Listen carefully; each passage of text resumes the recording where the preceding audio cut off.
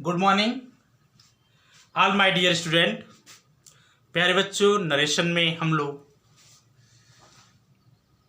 Late वाले वाक्यों का परिवर्तन कर रहे थे, जिसमें 2 लेक्चर हम लोग पढ़ चुके हैं। आज तीसरा लेक्चर और अंतिम लेक्चर मैं आपके सामने लेकर के उपस्थित हूं।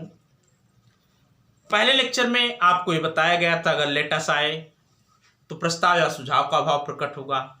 यदि लेट मी आए तो बेटा निवेदन का भाव प्रकट होगा।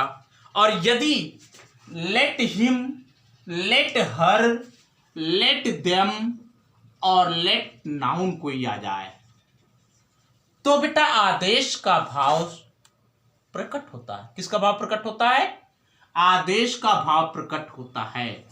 यदि let him, let her, let them या लेट कोई नाउन आए तो समझना चाहिए,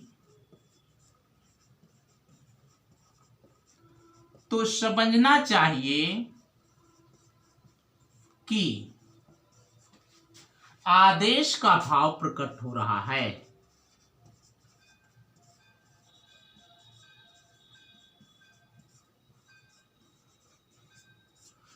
आदेश का भाव प्रकट हो रहा है। ऐसी दशा में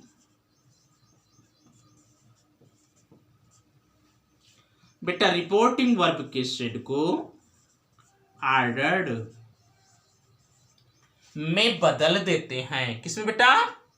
ऑर्डर्ड में बदल देते हैं। दूसरी बात, जो रिपोर्टिंग वर्ब में टू आता उसे हटा देंगे बेटा। कामा और इन्वर्टेड कामा स्थाकर कंजंक्शन,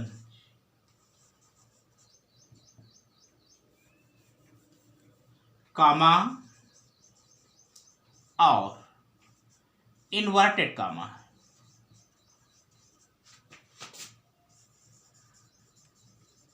कामा के स्थान पर कंजंक्शन दैट।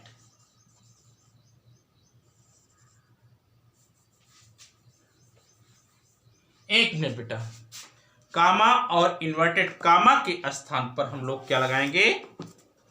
कंजंक्शन दैट लगाएंगे। एक सेकंड आप लोग रुक जाइए थोड़ा सा।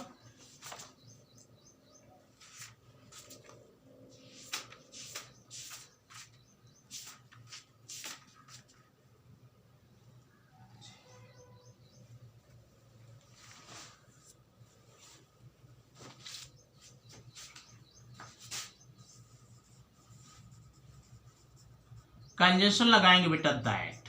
बात समझ में आई? चलिए, वहां पर कंजंक्शन लग गया। तीसरी बात ये है, लेट को बदलेंगे शुड में।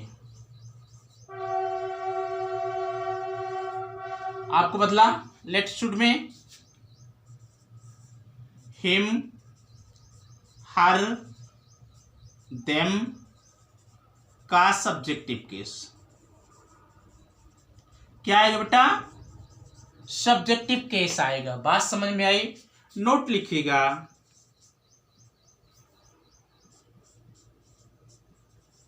रिपोर्टेड स्पीच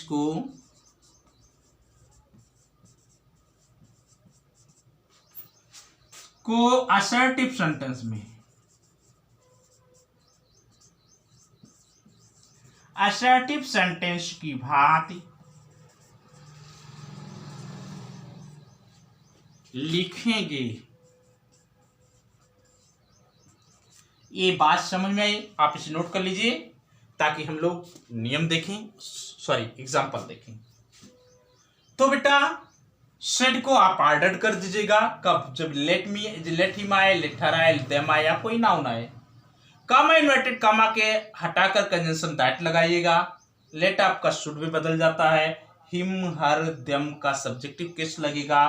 रिपोर्टेड स्पीच को असर्टिव सेंटेंस की भांति लिखेंगे। तो बेटा हम मिटाते हुए आगे एग्जाम्पल का काम करेंगे।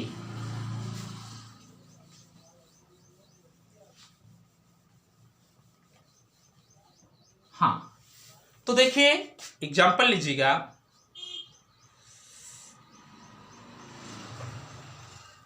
द किंग सेड,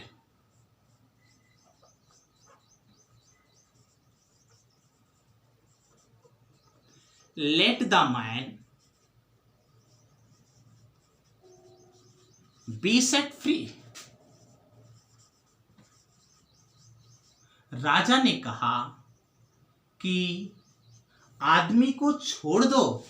बेटा लेट द मैन आया, द मैन नाउन है इसलिए आदेश का भाव प्रकट हो रहा है, तो आप सेड को क्या करेंगे, द किंग ऑर्डर्ड, कंजंक्शन लगा दैट। बेटा असर्टिव सेंटेंस की बात लिखना सबसे पहले क्या आएगा, सब्जेक्ट आएगा। लेट आपका बदला है शुड में,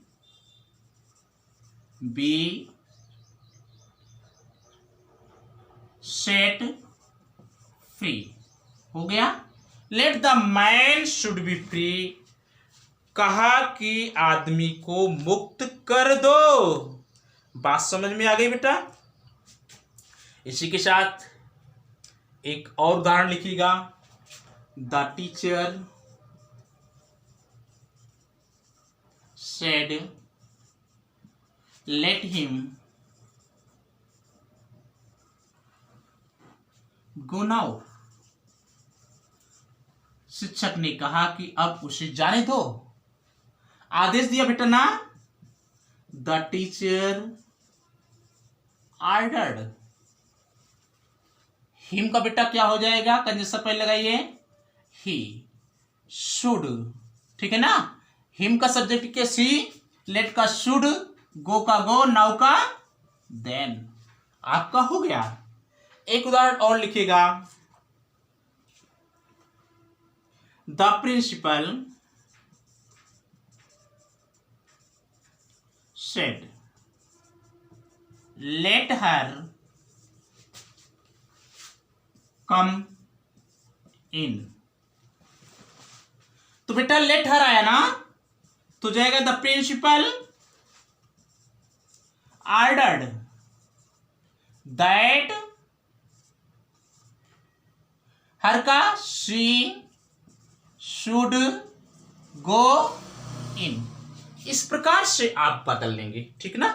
इसमें बेटा एक और छोटा सा नियम है जो आपके समझ में दूंगा, उसको आप नोट करिए। इसको हम मिटा देते हैं, ठीक है ना।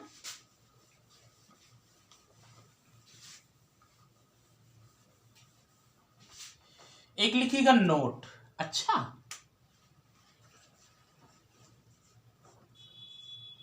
नोट में एक लिखिए, यदि रिपोर्टेड स्पीच का प्रारंभ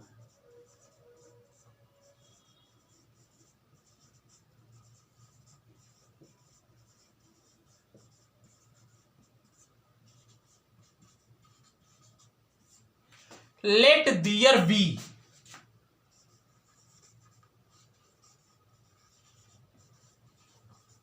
से हुआ है, तो रिक्वेस्ट का भाव प्रकट होता है, तो रिक्वेस्ट का भाव प्रकट होता है।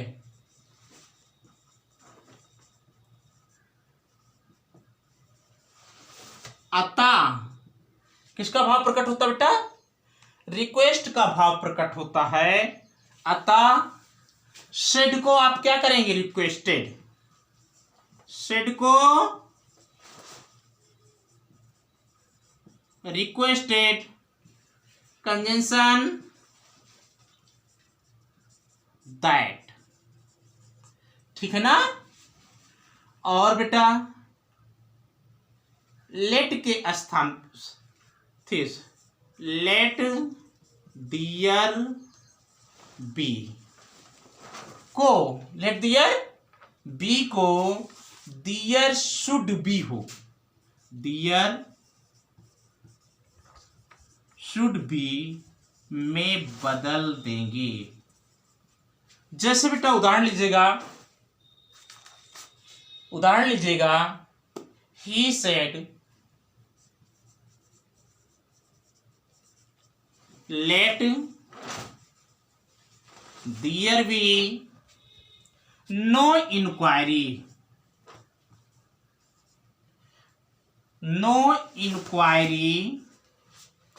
into my case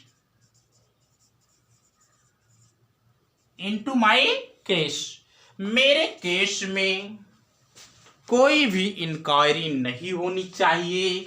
तो बेटा लेट दियर बी आया, जिसका मतलब है सेट को आप रिक्वेस्टेड करेंगे।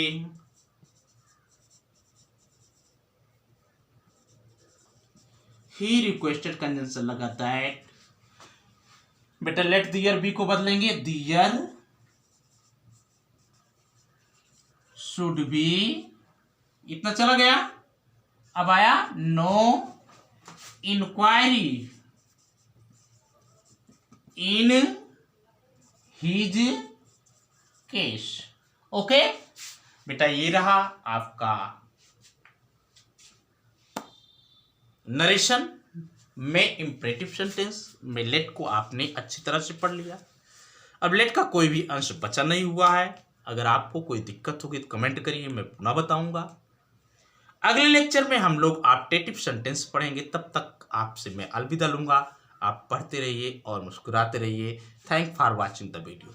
नए बच्चे मेरे चैनल को सब्सक्राइब कर ले और वीडियो पसंद आए तो लाइक जरूर करिए और अपने मित्रों में शेयर करते रहिए। Thanks for watching the video.